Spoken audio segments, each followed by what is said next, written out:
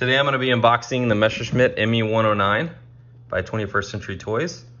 This is in 1/18 scale, and it was known as Motorworks when they sold them in Walmart. And I have done the P-51, Corsairs, I've done a P-38 as well in 1/18 scale. If you haven't seen my channel already, make sure to subscribe, and I've done a lot of 1/18 scale unboxings and videos as well. All right.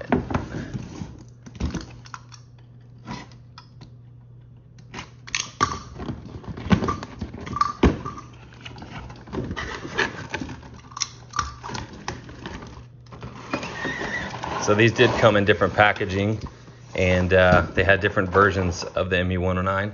All right, so a lot of y'all have been asking where I get these, and they're actually really hard to find now because the company, 21st Century Toys, went out of business. Elite Force, they might still be around. JSI Merit, I think they went out of business, but most of these 1/18 scale model companies went out of business. You can find them online, different like websites, but especially auction sites, they're really rare. This model is specifically rare, and they're hard to come by now, and the prices are way expensive. But here's the manual here real quick. And that's obviously a different version, showing the landing gear, drop tanks, and so forth. But they're very hard to come by now, and I'm bringing this up because my goal is to review every single one of these that 21st Century Toys made, all the different tanks, all the different planes, aircraft, and even figures eventually.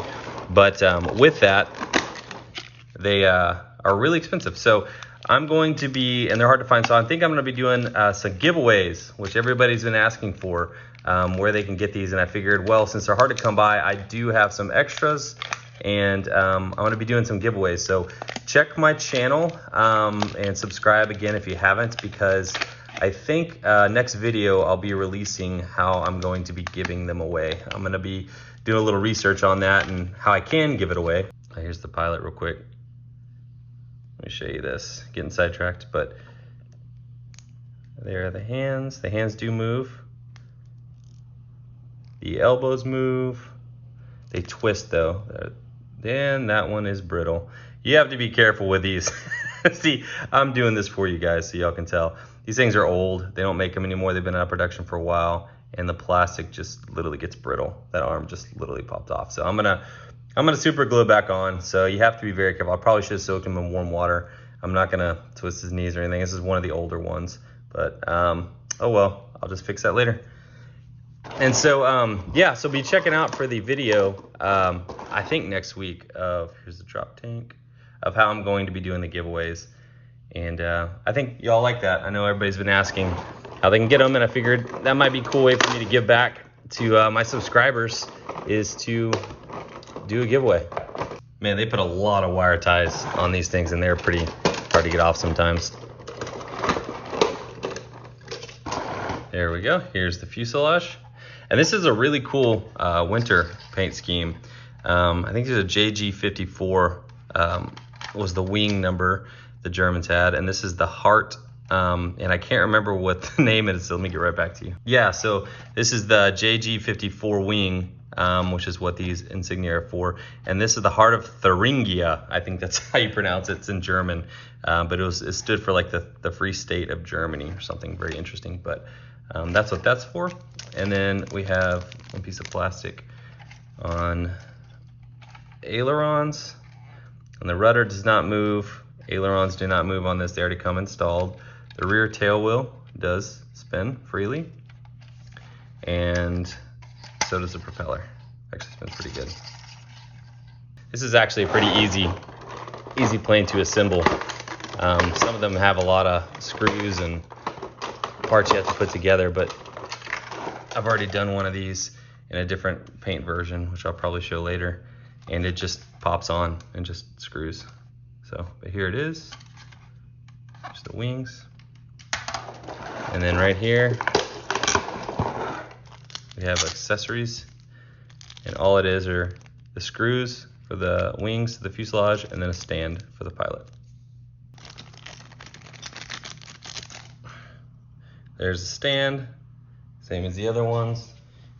You just take the pilot. He has holes in the bottom right there. And then you just push it in, and then he can stand up without an arm. I'll fix that later. Okay, so to install the wings and the fuselage, you just have this one post here, and you take the wings, and you have this little back slides right into here, like this. And once you have that in, you just kind of push it down, and then you take the screw and screw it in. And that's it. There it is assembled. So the nice thing about the drop tank is it doesn't actually detach from this little base right here, but you pop it in right there with these tabs, and it does cover at least that screw. So you can still see these screws right here, which is kind of unfortunate, but I guess most people aren't going to be looking at it from the ground unless you display it and hang it up. So that's how it looks fully assembled with the drop tank. And so the ailerons do actually move a little bit left and right. I think I called these ailerons, I don't know why. Stabilizers are back here. So if you were wondering why I called them ailerons earlier, those are stabilizers. But these actually do move. The ailerons, I think, are the only thing that move. Yeah. So that moves just a little bit, but, and then the canopy opens up like this. And another version I have, which I'll show you later, is of the ME-109. They didn't have this line, this little glass pane line right here. It was just, this is all just one piece of glass. I don't know if that's intentional or what, but, and I think it had a headrest back here, maybe not. But I'll do a better cockpit view here in a second. All right, so here's what the cockpit looks like. You can see some of the gauges there, which is pretty cool. Let me zoom in. They actually have some writing. They're not just black, or they actually look like they're supposed to have dials. And then you can see the stick there. The seat is all green. They didn't really paint that. And then over here you have the trim wheels. You have the throttle right there. And then there are rudder pedals down there. You can kind of see them. It's kind of hard to focus, but you can see them back there. So yeah, I mean, not a bad model, to be honest with you, as far as the cockpit goes. There's way more advanced, but pretty cool. I don't know what that pink is right there, but yeah, so I really like it. I'm gonna try to fix the pilot here real quick, and then I'm gonna put him in there and show you what it looks like with the pilot installed. Super cool. This is where at one point they had a cannon there. You do have some cannons on the side here and here as well. Again, I love the paint. They do try to show some wear on where the guns were. So that would be like gunpowder right there. So I'm very impressed with the paint. I think that's the most thing on this model. It's not as functional as far as like moving parts and details, but you know, when you're looking at the paint, that's kind of, to me, one of the things that really gets me with these models is how good the paint is. And this one's just a really unique design and super rare. So the landing gear on this are actually probably the easiest of all of them. You just literally pop it up like that. There's not really a lock or anything. It just kind of stays in that position like that. But they're also very fragile, and there's not a lot of detail at all on these. I mean, they're plastic, they're not rubber like some of them. And you can even see the little pin that it goes into to hold it on. So not a lot of detail really went into this one as much. The paint job is awesome, but it does have a glossy coat too. The other planes usually don't have glossy coats.